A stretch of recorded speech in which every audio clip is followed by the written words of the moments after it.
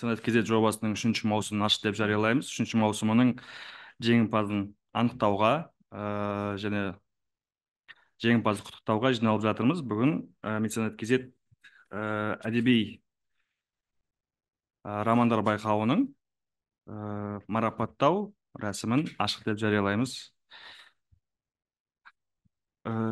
Добрый день, дорогие гости. Сегодня мы награждаем победителя 3-го сезона проекта «Меценат КЗ». Вот, сейчас.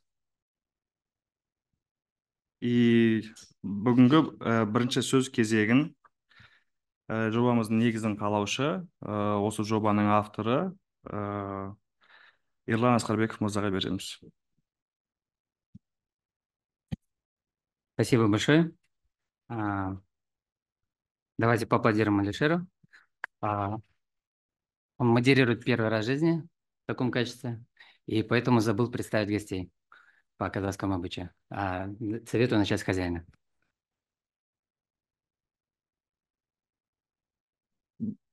Всех представить сразу, да? Хорошо. Мұхтар Әуезов мұражай үйінің директоры, Мұхтар Әуезов атындағы әдебиет және өнер институтының директорының орынбасары Қонаев Тияр Асқарұлы.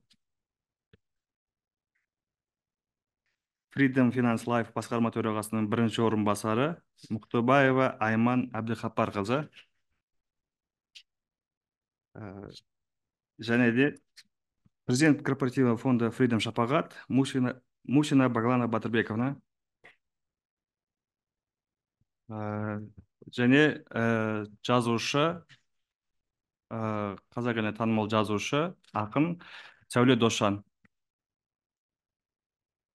Және де біздің финалистіміздің бірі жазушы, жас жазушы Темірлан Қылышбек.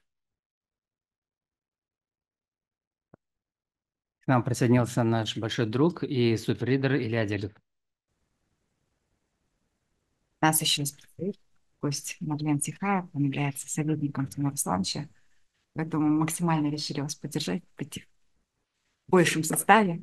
Тимур Тұрлып мырзаның кеңесшісі Мадлен мырза. Ал ендігі кезекті сөз кезегін осы жобамыздың авторы, осы жобамыздың негізін салушы Ерлан Асқарбеков мырзаға береміз. Рахмет. Кешіріңіз, я вот, к сожалению, владею только русским языком, буду говорить по-русски. Я хочу рассказать о том, как выиграть премию. Вопрос, который является очень жгучим для писателей. После 3 сезонов, так как непосредственно приходится работать прежде всего с ридерами, суперридерами, самыми первыми читателями, только после 3 таких итераций совершенно четко стало, по крайней мере для сегодняшнего Казахстана, рецепт победы. Первое, профессионализм, естественно, даже не обсуждается. Естественно, нужно иметь талант от Бога, то есть это просто must have. Второе, то, что мы неоднократно, постоянно, все 3 года говорим, нужно переписывать много-много раз ваши тексты. Мало талантливого сюжета, нужно много-много работы. Мы знаем пример великих, в том числе Мухтара Әуезова, да, все великие авторы очень много раз переписывали тексты.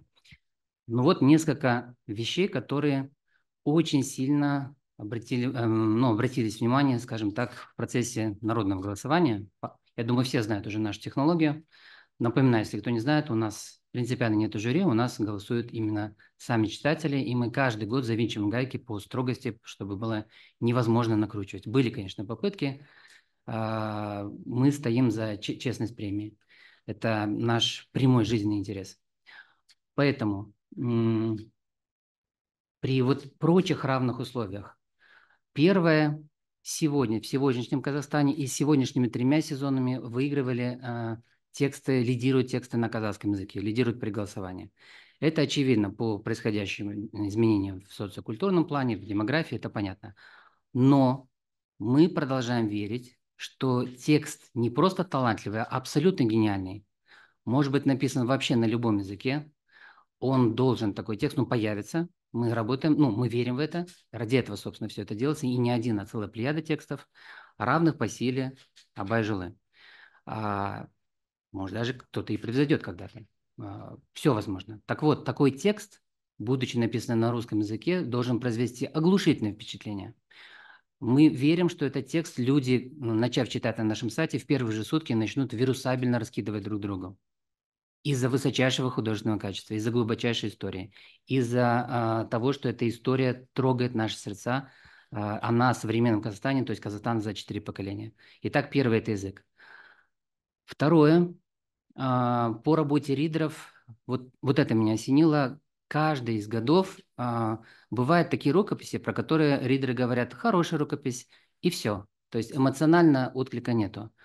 Но по одной рукописи слышно при процессе чтения либо, извините, пускают слезу, либо либо смеются на какое-то веселое место. То есть номер один при прочтении уже у самых первых независимых читателей, да, у этих читателей самый настоящий эмоциональный отклик. То есть это очень важное знание сокровенное для профессиональных писателей.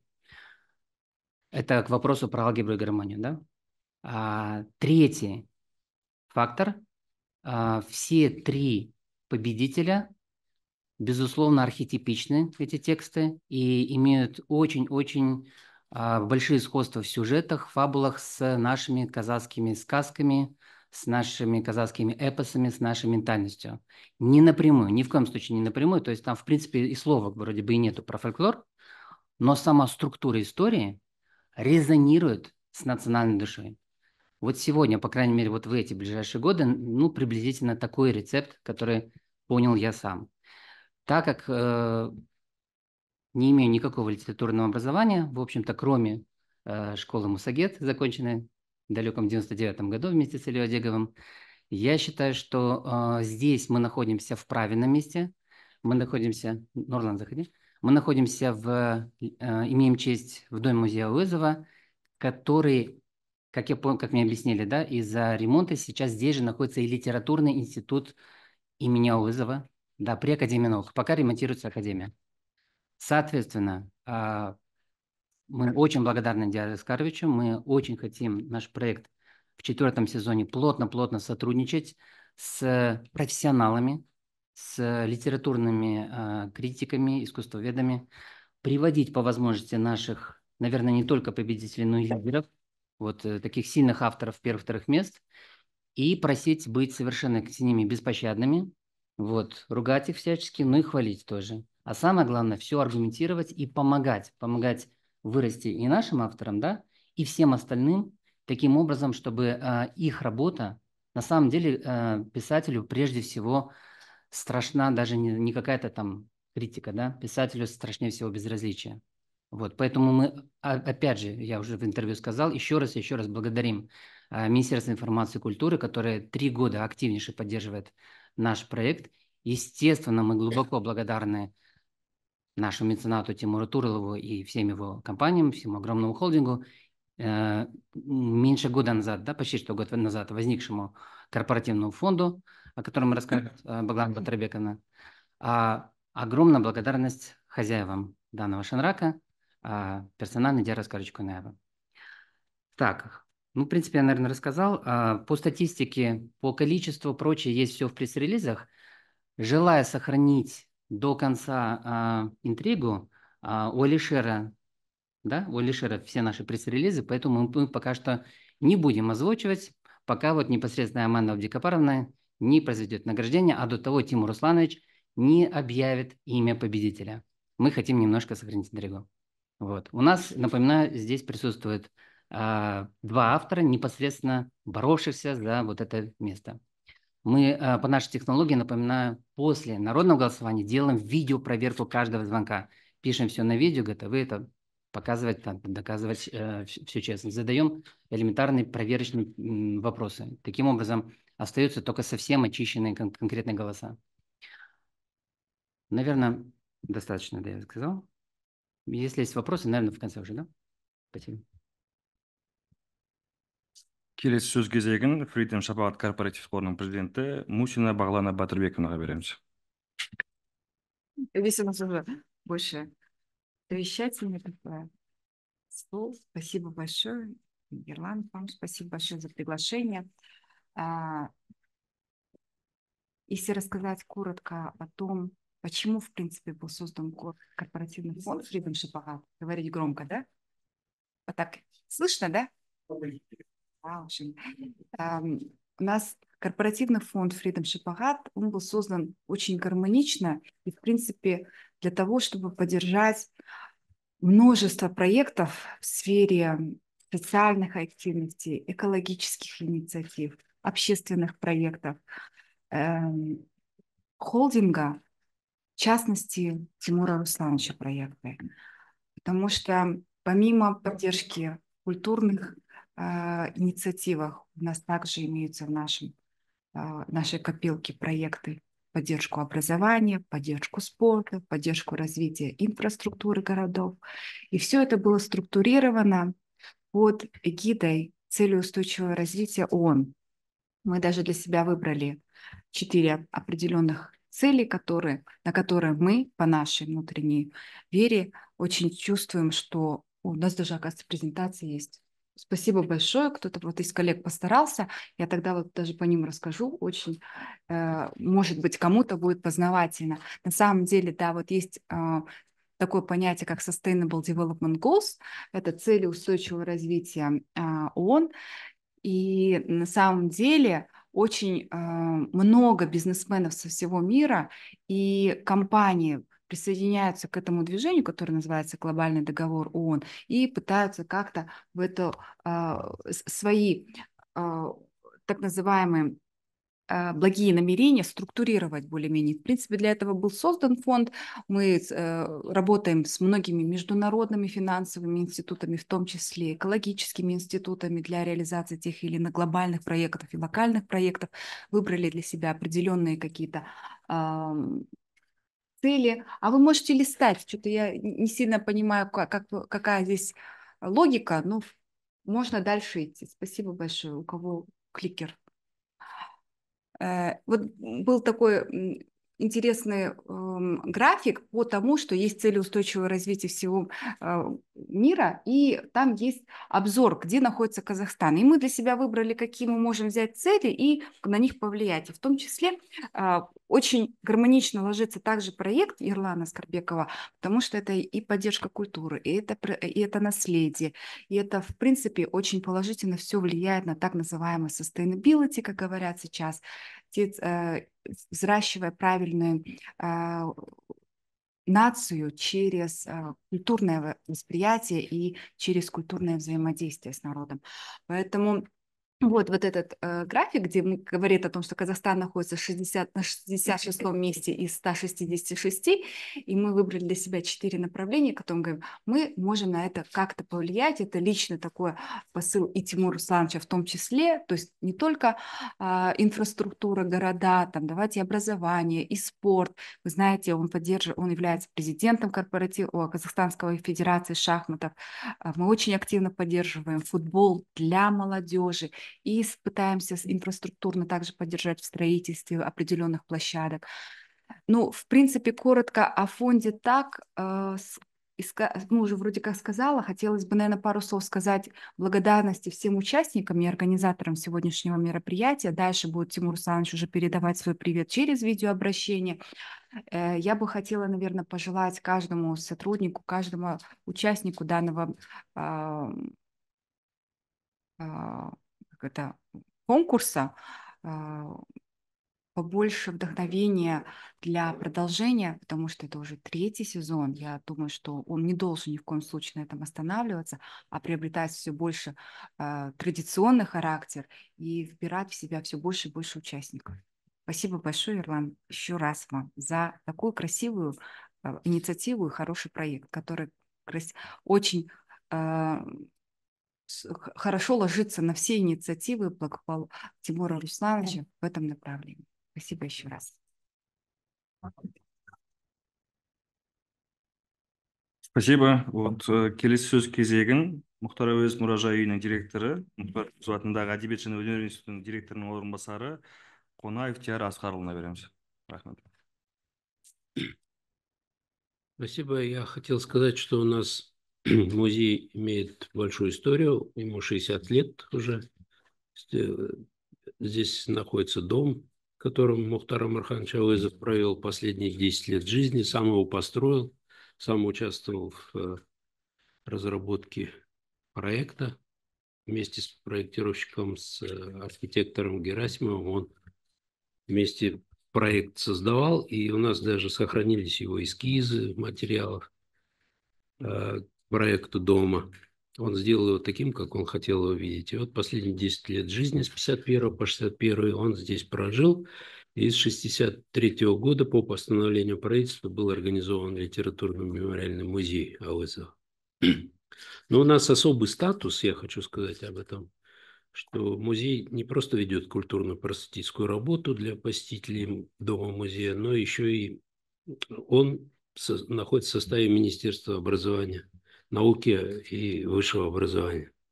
И всю жизнь это является музей такой научной структуры в составе Института литературы и искусства, тоже имени Ауэзова.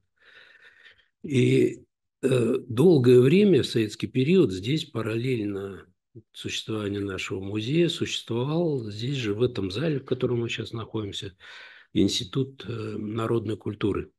Университет народной культуры назывался. И его возглавлял такой известный наш ученый, знаменитый Рахман Кулбердуваев.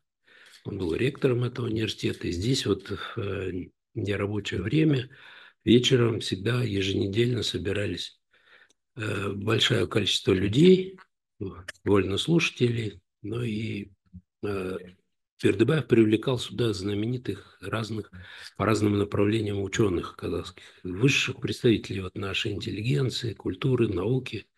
Здесь Маргулан читал лекции, здесь читал лекции Мусрепов, Абдельда Тажбаев, ну, очень многие, просто большой список. Все наши ведущие писатели все выступали здесь с лекциями, самые крупные писатели.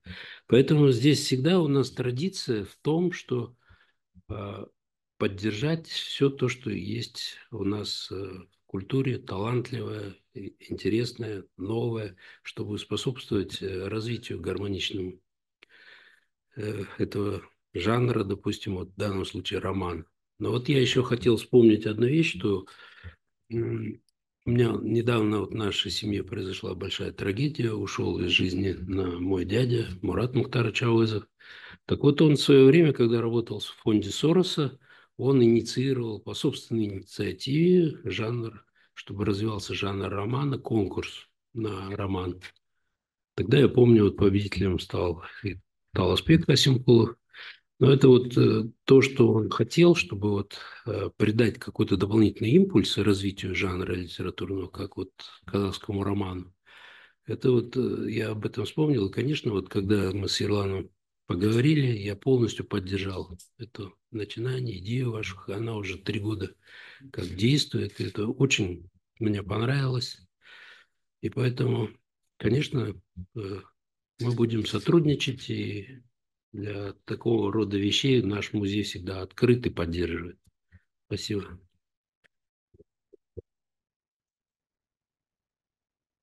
Көп рахмет, Тиат мырза. Келесі сөз кезегін Зерде Паблишинг баспасының бас директоры Жабаев Танияр Серікұлына береміз. Ол кісі бізге зуммен қосылады. Так, как видно, слышно. Отлично. Отлично, спасибо. Баршамызға сәлеметсіздер. Я в первую очередь хотел бы приветствовать, конечно, писательское сообщество, которое пришло на мероприятие, организаторов и партнеров замечательной премии.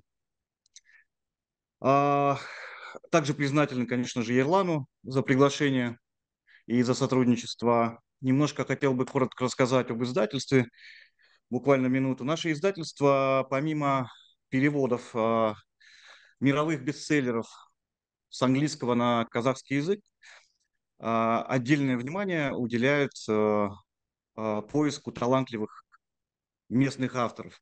И за последние 1,5 года, как мне кажется, мы проделали большую работу, достаточно успешную.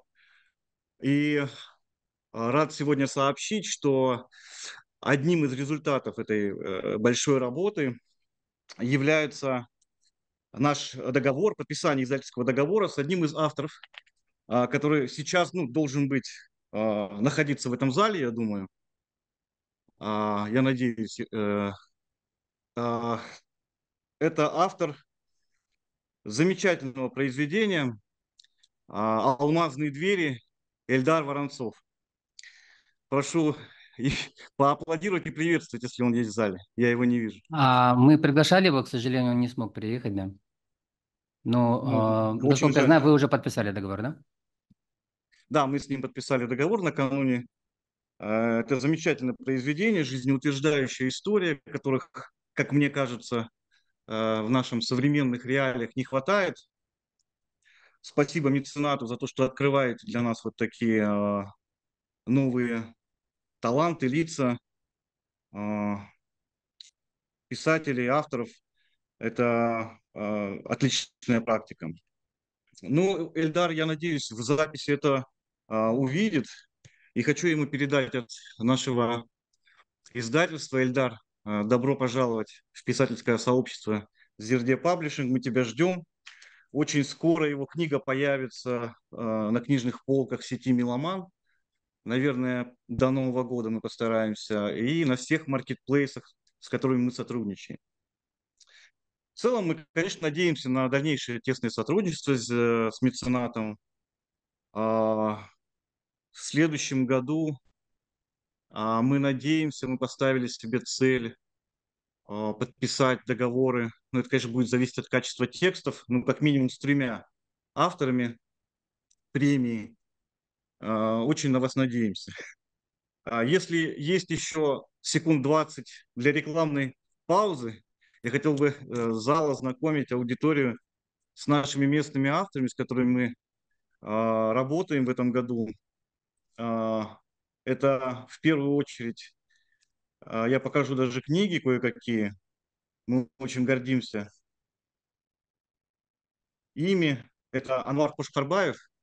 Вот. Это хоррор на казахском языке «Кызыл көктем зауылы». Это Айгуль Клиновская. Замечательный роман, который называется «Дата С». Виктор Параско «Звезды за той темнотой». Это психологический триллер. К сожалению, у меня остальных в офисе нет. Это, наверное, вы уже слышали прекрасного нашего автора Мария Умар. «Мед и немного полыни». Это Александр Левин. Его прекрасный хоррор «Жакоша» скоро выйдет в продаже. И еще с десяток имен наших казахстанских авторов, которые раньше либо не издавались, либо издавались в очень маленьком тираже и сам издатом. Вот с этого года у них у всех есть возможность продаваться и знакомиться со своим творчеством очень огромный круг читателей. Не только в Казахстане, но и по СНГ. В общем, у меня все. Ерлан и организаторы, партнеры. Еще раз хочу вас поблагодарить за эту прекрасную инициативу. Увидимся в следующем году. Мы очень ждем новых авторов, новых текстов. Мы в них нуждаемся. Спасибо, Ерлан, за приглашение. Спасибо огромное. Хочу подчеркнуть, что Данияр сам вышел на нас, то есть это инициатива именно издательства. Мы, в свою очередь, с самого первого сезона, надо поблагодарить тогдашнего министра культуры Абаева, приглашали 16 издательств. Они знакомились с финалистами. Ну, в конечном счете, да, пока у нас только одна публикация первого романа. Хочу еще сказать статус, что первый роман переведен и издается на русском языке, второй заканчивает перевод. Вот. Жақсы, көп рахмет Данияр мырза. Сізбен келесі жылы да сондай серіктес болуға біз ниеттіміз. Ал енді біз мынау іс-шарамыздың ең маңызды кезеңіне келіп жеттік. Бұл бүгінгі меценат кезет жобасының 3-ші маусымның жеңімпазын анықтау. Біз сол үшін арнайы қазір біздің ең басты меценатымыз Тимур Турлов мырзаның видео үндеуін тыңдауға шақырамын. Современные сдерме, продолжаем тестировать. Здравствуйте, уважаемые коллеги. Искренне рад приветствовать вас, пусть даже в онлайн-формате. Сегодня мы уже в третий раз вручаем литературную премию за лучший современный роман в Казахстане. Мне приятно быть причастным к этому важнейшему проекту, как гражданину, для которого важно внести вклад в развитие своей страны, и просто как читателю, у которого появляется возможность открывать для себя невероятно интересную современную казахстанскую прозу. Авторов, которые сейчас, по следам своих именитых предшественников, казахских писателей, продолжают писать и программировать культурный код нашей страны. Мне выпала честь объявить победителя, что я с огромным удовольствием сейчас и сделал.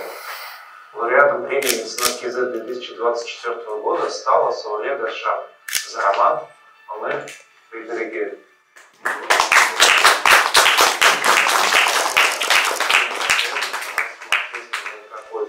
Который определяет очень многое в жизни каждого казаха. В этой традиции заключены важнейшие принципы, такие как уважение к истории, к опыту и ответственность друг за друга. Принципы, на которых основывается и крепкая семья, и успешный бизнес. Я искренне поздравляю Сауле с заслуженной победой. Желаю еще больше признания, преданных читателей на многие десятилетия вперед. Надеюсь, что наша награда даст хороший импульс и вдохновение для вашего творчества. Сауле Ханамды, Женесмен Шенжуритен Фадахтайман.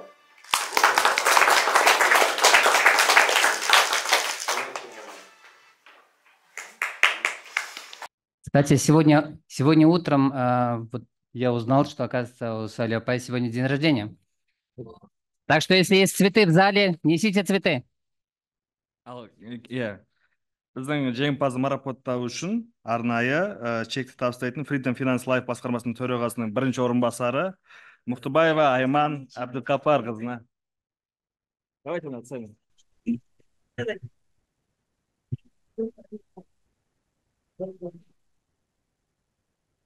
Я желаю вам творческих успехов. И это вот мне такая честь сегодня вручить вам как победителя.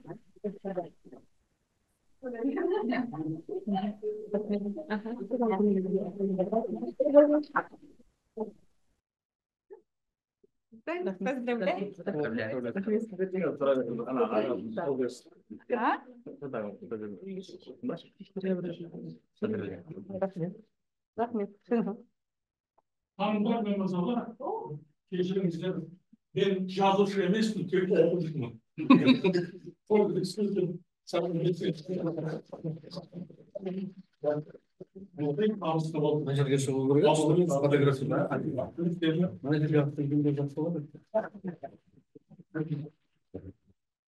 Сәлеметсіздер ме? Тағы да бір рет амандасайық.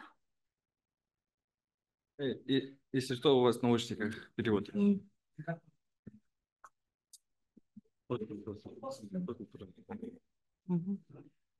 Қазақстан туралы үздік шығармаға әдебиет саласында тағайындалған әлемдегі ең ерекше байқау қорытындысына жиналғандарға алдымен алғысымды айтуға рұқсат етіңіздер. Сіздер арқылы Меценат КЗ сайтынан менің өмір бәйтерегі атты романымды оқып, жүрек сөздерін жазып, өз дауыстарын қосқан айналайын оқырмандарыма басым дейіп рахмет айтамын. Ұлттың әдебиет өнеріне деген қамқорлық сонау Есенқұл Мамановтың 1914 жылы Айқап журналында жазушылар бүгінгі тұрмысты романға арқау етіңдер, романға бәйге тігемін деген ашық хат жариялануынан басталған болатын. Тұңғыш роман байқауы жеңіске жетіп, әдеби жүлдеге Сұлтанмахмұт Торайғырдың Қамар сұлуы мен Тайыр Жомартбайдың Қыз көрелік романы ие болыпты. Жүлде қоры 2000 сом болған екен. Ол қазіргі ақша жүйесімен есептегенде 33 миллион теңге.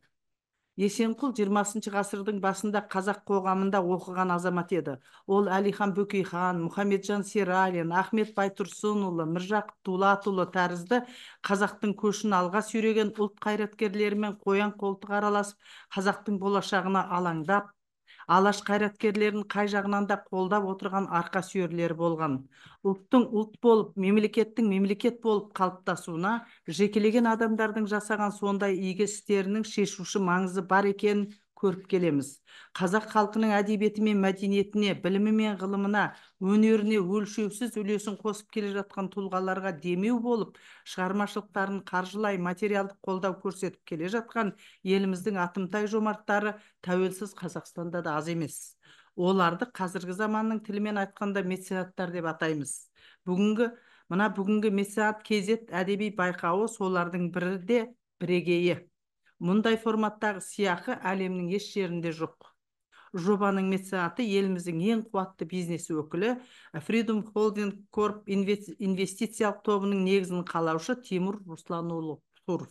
Жобаның авторы және жүзеге асыру үшін көп жыл бойы ізденген қазақ әдебиетінің шынайы жанашыры Ерлан Асқарбек.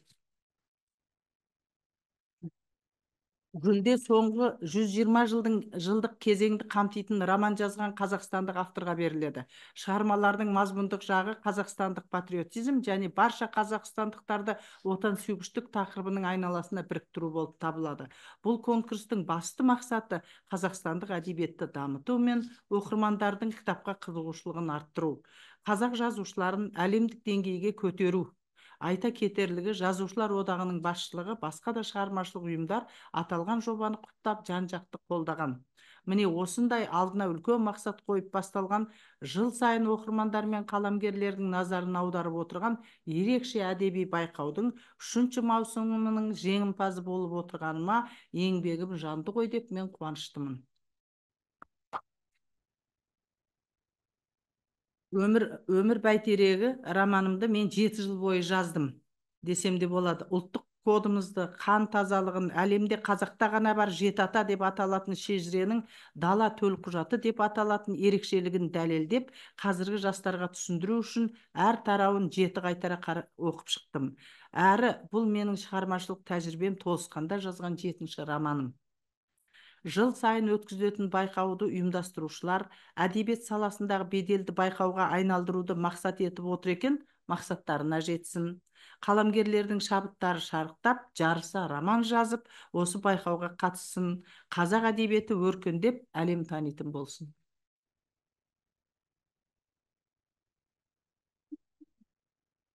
Көп рахмет, Сәуле ханым. Бізде қуаныштымыз. Енді бізде биыл өзгеше бір жаңалық бар. Жазушылардан талантыру үшін біз бірінші рет 2-ші орын алған жазушыға 500.000 теңге көлемінде бір реттік эксперименттік сыйақы тағайындап отырмыз. Және соны тағайындау бойынша Ерлан Асқарбек мырза өзі бір ауыз сөзін айтады. Я хочу немножко сказать, чуть-чуть то, что в принципе написано в пресс-релизе, и то, что говорил в Инстаграме, освещая процесс. Пришло 40 рукописей. Вообще, надо начать честно. Здесь сидят писатели. Я благодарен пришедшим Бекнуру. Давайте даже без фамилиями, ладно. Без чинов, но с фамилиями. Бекнур Кисиков, Вадим Дергачев, между прочим, тонкий поэт.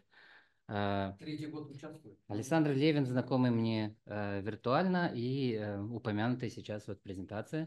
Оказывается, талантливейший писатель. Вот. И кто еще здесь из писателей? Ну, собственно, Илья Дегов, да. Получивший все премии в Казахстане, кроме меценат KZ. Пока еще. Значит, первый сезон было жесткое, даже не отторжение, а, знаете, такое сомнение.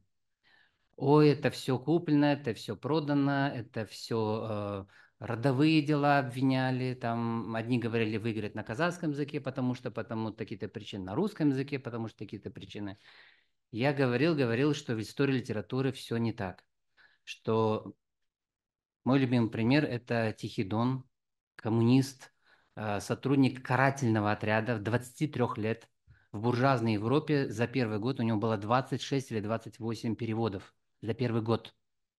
Какие пиарщики, какие меценаты у него были. Текст сумасшедшей силы, да? Причем он оставался этим коммунистом. По данной жизни, напоминаем, они еще Запад дали ему Нобелевскую премию. О чем это говорит? Сила текста.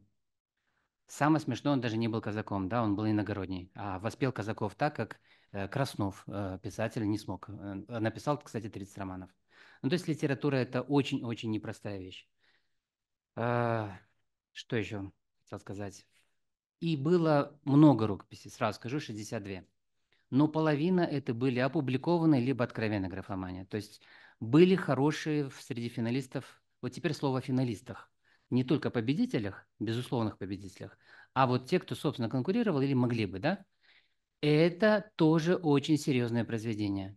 Мы с самого начала считали, и это, скажем, мнение экспертов говорит о том, мнение читателей о том, что все финалисты достойны экранизации, издания, переводов, превращения в пьесы, я не знаю, ну, в общем, изучения профессиональными критиками, литературоведами. То есть литературный процесс должен идти. Естественно, ни министерство, которое, ну, в принципе, государство не для этого заточено, да, ни маленькая премия, ни даже замечательный благотворительный фонд не может все это охватить. Это огромная работа разных организаций. Почему, собственно, Бекнур, да? Не только потому, что он постоянно подает и не пробивается в финал, и, может быть, все-таки будет в финале, потому что имеет отношение к проекту Китапфест.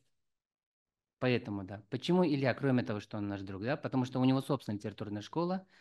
Так, я приглашал людей из Олша. Александр, я так понял, вы от Олша подошли, да? Вы просто, да? Окей. Я приглашал Елену Радостову. Ну, то есть мы работаем, естественно, мы приглашали союзписателей. И постоянно работаем и распространяем информацию, прежде всего через Казак Эдебиты. Здесь должен быть журналист, да, Казак Эдебиты.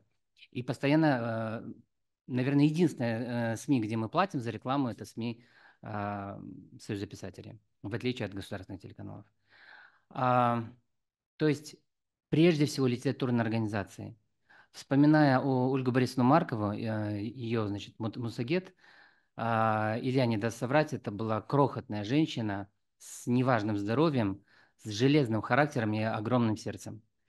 И она выпустила сколько? 22-24 выпуска. Она вела журнал, она создала первый, ни разу не падавший, не виснувший веб-сайт. Ну, наследие огромное. Поэтому откуда корни меценатки Z? Это вот оттуда. Это, естественно, работа фонда Сороса. Я тогда упомяну еще и Валерию Ибраеву, и Гульнару Абикееву, и, конечно, Мурата Мухтаровича Озова. Это, прошу представить, Нурлана Махмудова, менеджера первого сезона проекта «Тарлан». Поэтому, наверное, вот эти три казахстанских проекта 90-х, начала 2000-х годов, Сорос, Тарлан и Мусагет, вдохновили очень сильно. Алтын Калам, безусловно, первый интернет-конкурс, в котором, тем не менее, не было поставлена защита. Там, к сожалению, очень легко было накручивать через JavaScript. Поэтому мы очень сильно тогда заморочились, возились полгода. В нас сильно поверил Тимур Русланович, потому что он по его опыту говорил, я оказался совершенно неопытным, и мне это стыдно особенно, потому что я по профессии инженер. Он оказался абсолютно прав, говоря, что создание серьезного сайта для серьезной задачи – это очень непростая задача. Вот, это, наверное, вот таким запомнился первый сезон. Ну и там, конечно, у нас был Кантар в январе 22-го. Ну, в общем, много что у нас было. И победитель первого сезона, Шаке, наш Шархан Казагул, честно сказал при награждении: я победил не потому, что я лучший, потому что лучшие не приняли участие. То есть было вот такое недоверие. Второй сезон бросились участвовать серьезные профессиональные писатели. Конкуренция была именно по качеству резко возросшая, графомания практически исчезла, и победил у нас Турсбек Саукитаев. Это, наверное, его 9-й или 10-й роман в жизни, да? Кстати, он продолжает писать новый текст, Шаке пишет новый текст. Он собрал все возможные премии, то есть это абсолютно серьезный профессиональный писатель, главный редактор журнала «Жулдыз», журнала, принадлежащего Союзу писателей. Тем не менее, борьба была очень серьезная. Мало того, ну, это рассказывал при втором награждении год назад, был инцидент, и его роман был не допущен вообще к голосованию в первом сезоне. Вот так вот. То есть мы очень жесткие.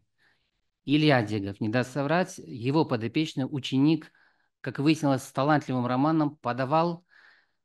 И нам пришлось его срезать. На техническом уровне не подпустили даже к ридерам. Это невероятно, он оказался рядовым сотрудником компании Freedom Finance Life.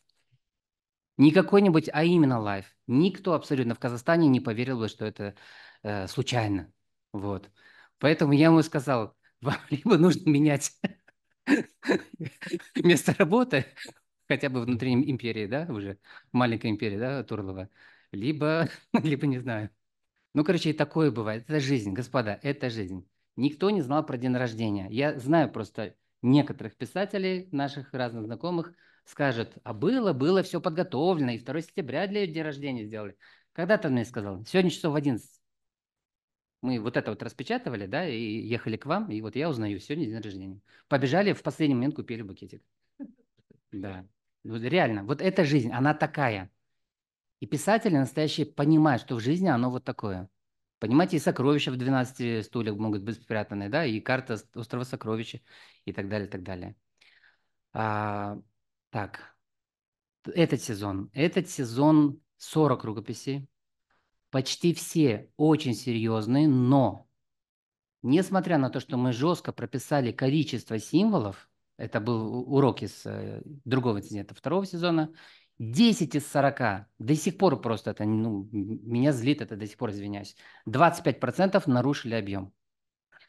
Один из этих людей проявил огромную активность в добавлении седых волос мне, вот, а также отвлечении самого Тимура Руслановича. Ну, в общем, это нечто. Когда я говорил, уберите эти лишние 10 тысяч символов и подавайте на следующий сезон. Ну вот это эго человеческое. Вот. Писатели – это просто люди, которые не стесняются показывать свое эго, да, другие люди стесняются. Вот разница. Но талант, он накладывает обязательства.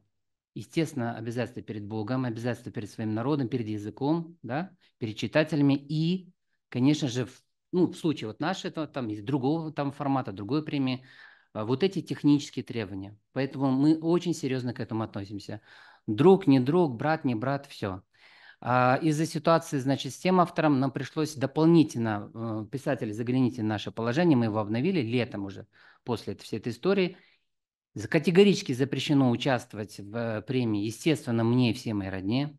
Я себе лично запретил вообще участвовать в любом маркетинговом конкурсе на планете. 50 тенге будет разыгрывать где-нибудь в колхозе, я не буду это делать, потому что скажут, вот, договорился с хозяином этого ларька. Понимаете, просто, знаю наш менталитет. Второе, не всех, бывают такие люди, да? Второе, запрещено категорически участвовать менеджеру, замечательному, кстати, писателю, только через 3 года после увольнения. Он имеет право подавать. Вот. Кстати говоря, тоже лауреат множества премий. Дальше что у нас запрещено? Полностью все сотрудники холдинга Freedom. Вам всем запретили. Мы. Все, писать не можете. На другие конкурсы подавайте, да. Кстати говоря, про другие конкурсы мы сделали презентацию, ее обработаем у профессионального дизайнера, отправим, в том числе вот вам, нашему фонду. Дело в том, что, по нашему мнению, не меньше 6 литературных конкурсов возникло после проекта «Меценат» под его, скажем так, влиянием, как некие ответы. Это была нашей изначальной целью. Естественно, множество людей не согласны с механикой, не согласны с этим. Мы всегда говорим, организовывайте свои конкурсы. Чем больше будет конкурсов, больше призов, больше меценатов, спонсоров, тем лучше для нашей литературы, для нашего языка и народа. По поводу Тимерлана, его романа. Роман прекрасный. Еще раз, все финалисты, все, особенно 2 и 3 сезона, это очень-очень талантливые произведения. С самого начала мы говорили, что это вообще может быть, писатели любят, например, там Джойса, там, я люблю Набокова, да, это такой писатель для писателей. Со сложнейшим языком. Такой никогда не выиграет в принципе. Он может быть финалистом, но займет там вот 6-е место, да. Это нормально. Поэтому все совершенно разных стилей, совершенно разных направлений, вот эти 6 авторов, это уже большие имена. По статистике, профессионалы уже знают, повторю это для журналистов. По мнению Союза писателей, не моему мнению, я цитирую Союз писателей, за 30 лет независимости издано в Казахстане примерно 100 романов. Вот. Если считать наших вот именно качественных финалистов, уже порядка 30 набирается. То есть, в принципе, можно сказать, что меценат КЗ разбудил. Разбудил однозначно писателей. Осталось, и вот здесь еще раз и еще раз, писательская совесть. Самое важное, я считаю, что сказала сейчас Сауля Апай, это 7 раз переписала текст. 7 раз. Каждый раз мы это спрашиваем, кто сколько раз переписал. 5 раз, 3 раза, 2 раза, 1,5 раза. Ребята, так не годится. Вот Илья преподает. Сколько нужно переписать, если хочешь выдержать конкуренцию с талантливыми профессионалами? 20 раз хотя бы? Хотя бы. Перечитать нужно раз 50. Переписать. Читать, а переписать сложно.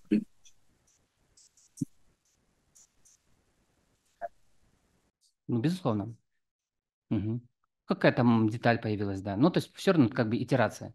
Отложил там на месяц, возвращаешься. То есть вы видите, мы ни в коем случае не призываем писать на протяжении года. Пишите 2 года, пишите 3 года. Я сейчас обращаюсь к писателям. Постоянно мы это говорим, не спешите. Тимур Русланович и Фридом, дай бог, и всем здоровья. Это всерьез, надолго, навсегда. Меценат КЗ – это навсегда. Это вечный проект. Понимаете, столько, сколько хочет существовать казахский народ и казахский язык. И, соответственно, литература. Аминь. Рахмет. Поэтому с огромным удовольствием была у нас такая задумка, чтобы один раз мы это провели, как-то разгорячить наших писателей, активнее писать, активнее подавать, прекратить себя жалеть и вот прям работать так, как работают лучшие бизнесмены. Вот так надо работать, как лучшие программисты работают. Вот так надо работать с текстом. Потому что вы ставите там самое драгоценное, свою подпись. Пока вы подпись не поставили и не отправили куда-то, например, нам, да, или там, в издательство, вы можете там что угодно делать. Можете поспать, можете ничего не делать, да, а можете вот абсолютно беспощадно работать, работать и еще, еще. Чем беспощаднее вы с текстом, тем больше вы любите себя. Вот. Вот в этом оно выражается. Пахать как каторжники, как шахтеры, как не знаю кто. Только так. Поэтому это отдельное экспериментальное поощрение. Тем не менее, в какой-то альтернативной вселенной, вы должны понимать, Тимирлан вполне мог бы выиграть. У него тоже цепляющий за душу текст. Мы видим в нем и в остальных финалистов однозначных кандидатов на будущую победу. Однозначных. Одно но. Конкурс растет, пиар вокруг него растет, публикации растут, поэтому будут приходить новые и новые авторы, что мы и добивались с самого начала, чтобы было все веселее и веселее. Тимирлан, мы поздравляем тебя. Так.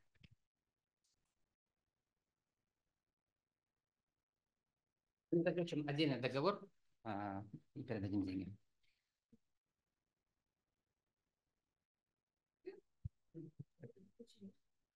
Вы сказали такую вещь касательно того, чтобы как популяризировать любую инициативу, благое дело. Тимур Русланович всегда говорит, любой проект, он обречен на успех тогда, когда у него много заинтересованных лиц и акционеров. А еще он говорит, что любое благое дело, о нем нужно рассказывать не для того, чтобы похвастать, а для того, чтобы побудить других людей делать побольше благих дел.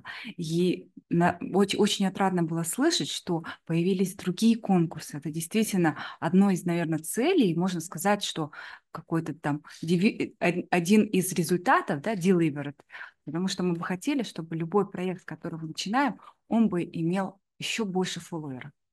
Не именно этот, а других организаторов создавать нечто подобное. Потому что я думаю, что рынок большой, ведь участников достаточно. И, может быть, попробовав в одном месте, они получат определенный опыт для того, чтобы попробовать себя еще в каких-то конкурсах. Поэтому действительно благое дело. Еще раз вам больших успехов и еще раз вас поздравляю, Салик.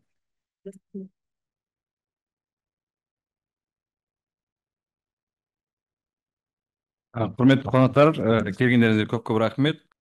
Илья, скажи, пожалуйста, особенно о русскоязычных писателях.